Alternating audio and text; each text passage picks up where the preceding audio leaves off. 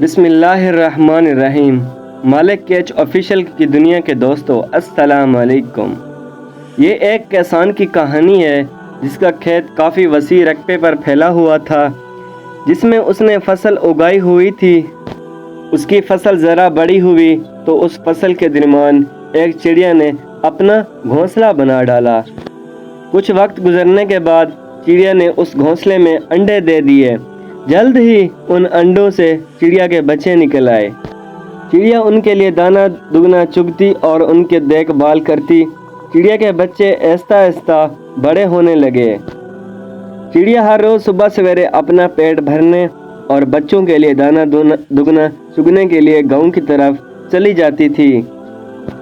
ایک دن وہ بچوں کے لیے دانہ لے کر واپس آئی تو اسے اپنے بچے تھوڑے ڈرے ہوئے اور سہمے ہوئے لگے۔ اس نے پوچھا کہ کیا بات ہے، اتنے ڈرے ہوئے اور پریشان کیوں ہو؟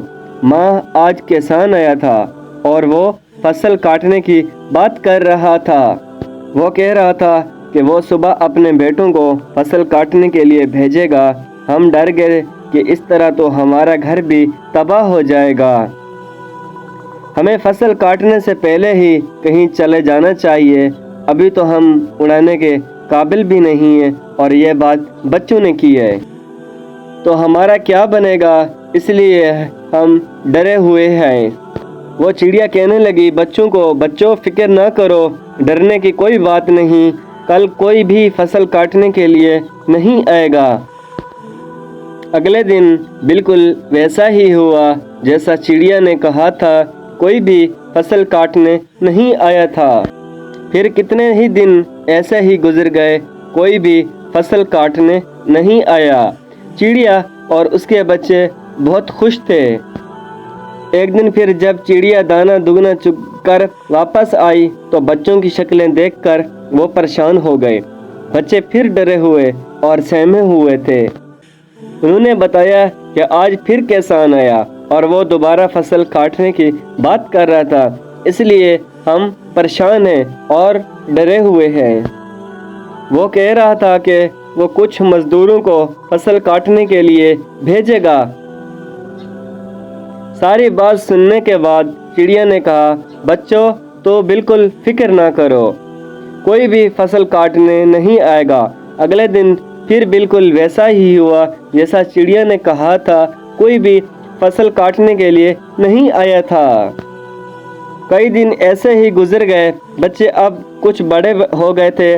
ایک دن پھر جب چڑیا دانہ دگنا چگ کر واپس آئی تو بچوں نے بتایا، کسان آج آیا تھا اور فصل کاٹنے کی بات کر رہا تھا، لیکن ہمیں پتہ ہے کہ کوئی بھی فصل کاٹنے نہیں آئے گا۔ بچے کچھ مطمئن دکھائی دے رہے تھے اور چڑیا نے بچوں سے کہا وہ اسے ساری بات بتائیں کہ کسان کیا کہہ رہا تھا۔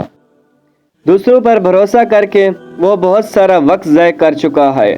اب کل وہ فصل کاٹنے کے لیے خود آئے گا اور کسی پر بھروسہ نہیں کرے گا۔ یہ سن کر چڑیا پریشان ہو گئی۔ بچوں، اب ہمیں یہ گھر چھوڑ کر فوراً جانا ہوگا، ہمیں اپنا گھونسلہ کہیں اور بنائیں گے، کسان کل ضرور فصل کاٹنے کے لیے آئے گا۔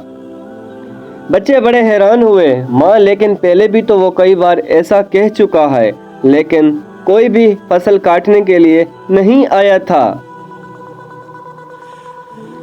اب آپ کو اتنا یقین کیوں ہے کہ کل وہ ضرور آئے گا؟ پہلی دفعہ اس نے فصل کاٹنے کے لیے اپنے بیٹوں پر بھروسہ کیا، چڑیا کہنے لگی۔ دوسری بار فصل کاٹنے کی ذمہ داری اس نے اپنے مزدوروں کے پر لگائی۔ جب آپ اپنے کام کی ذمہ داری دوسروں پر ڈالتے ہیں تو آپ کا کام بھی کبھی نہیں ہوتا۔ اب کی بار کسان نے طے کیا کہ وہ کل کاٹنے فصل خود آئے گا، اپنا کام خود اپنی نگرانی میں کرے گا۔ اس لیے مجھے یقین ہے کہ کل وہ ضرور آئے گا اور اپنی فصل کا کاٹنا شروع کر دے گا۔ بچے اب کچھ اڑنے کے قابل ہو چکے تھے، اس لیے وہ سب سے وہاں سے اڑ گئے، کہیں دوسری جگہ پر جا کر اپنا گھر بنا لیا۔ اگلے دن کسان فصل کاٹنے کے لیے آیا، لیکن چڑیا اور اس کے بچے وہ جگہ پر چھوڑ کر جا چکے تھے۔ جو لوگ اپنا کام خود نہیں کرتے، اپنا کام ہمیشہ دوسروں کے ذمے لگاتے ہیں، اپنا کام کے لیے دوسروں پر ڈیپینڈ کرتے ہیں، ان کا کام کبھی مکمل نہیں ہوتا۔ اپنے حصے کا کام دوسروں کے سر ڈالنا سستی اور کاہلی کی نشانی ہوتی ہے۔